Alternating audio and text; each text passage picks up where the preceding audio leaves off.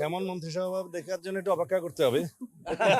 দুই একটি ছোট খাটো বিচ্ছিন্ন ঘটনা ছাড়া উল্লেখ করার মতো তেমন কোনো ঘটনা ছিল না।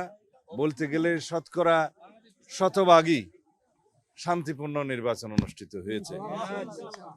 আলহামদুলিল্লাহ, আল্লাহর দরবারে আমরা শুকরিয়া আদায় করছি। বাংলাদেশের বহুল প্রত্যাশিত জাতীয় সংসদ নির্বাচন শান্তিপূর্ণভাবে অনুষ্ঠিত হয়েছে এবং সুষ্ঠু নিরপেক্ষ একটা নির্বাচন অনুষ্ঠিত হয়েছে, যার জন্য সারা বিশ্ব অপেক্ষা করছিল, শুধু বাংলাদেশের মানুষ নয়। আমরা আল্লাহর দরবারে শুকরিয়া আদায় করছি,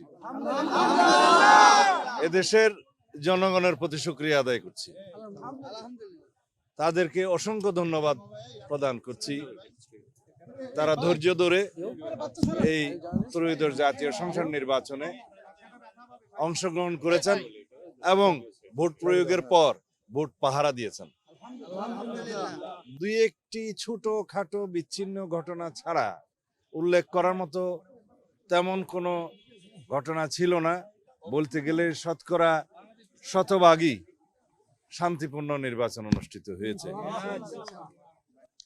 এই বিজয় আমাদের প্রত্যাশিত ছিল।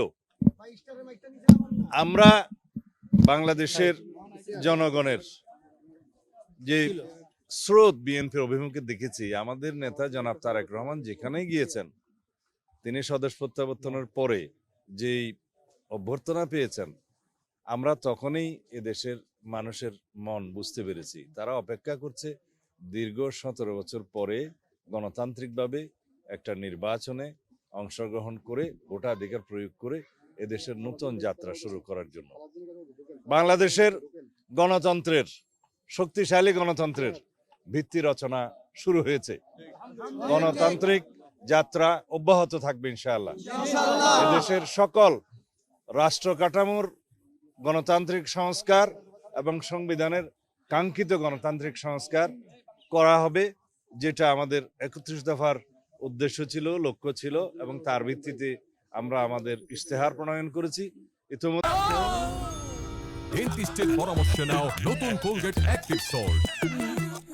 জুলাই জাতীয় সনদ স্বাক্ষরিত হয়েছে, যার মধ্যে দিয়ে একটি রাজনৈতিক সমঝোতা হয়েছে। এটা একটি রাজনৈতিক সমঝোতার দলিল, তা অক্ষরে অক্ষরে পালন করা হবে। আমরা আশা করছি বাংলাদেশের এই জাতীয় সংসদ স্বাধীনতার পরে সবচাইতে বেশি আইন প্রণয়নকারী জাতীয় সংসদ হবে এবং সংবিধান সংশোধন করবে জন আকাঙ্ক্ষার ভিত্তিতে।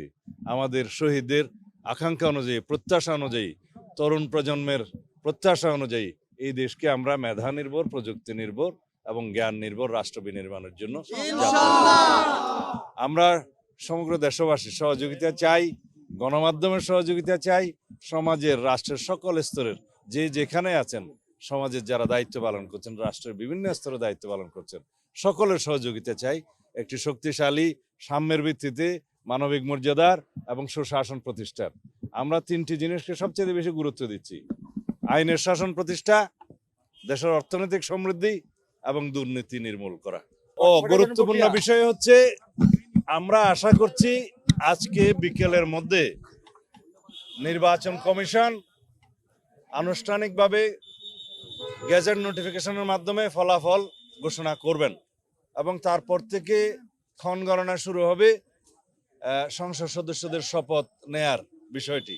সেটা সাংবিধানিকভাবেই হবে ইনশাআল্লাহ। Are you satisfied with the political process, because one of the major parties was out of the contest? How satisfied are you with the political process?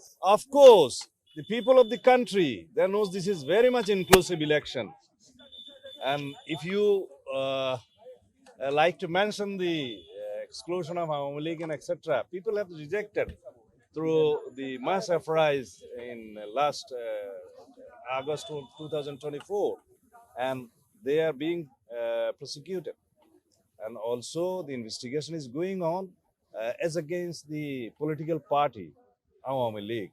This is on process, under process. I hope the prosecution will file the allegations against the Awami League as party. One last question about extradition of Sheikh Hasina from India. Would you? Oh yes, press- we always press for her extradition according to law. This is in between Foreign Ministry of Bangladesh and Foreign Ministry of India.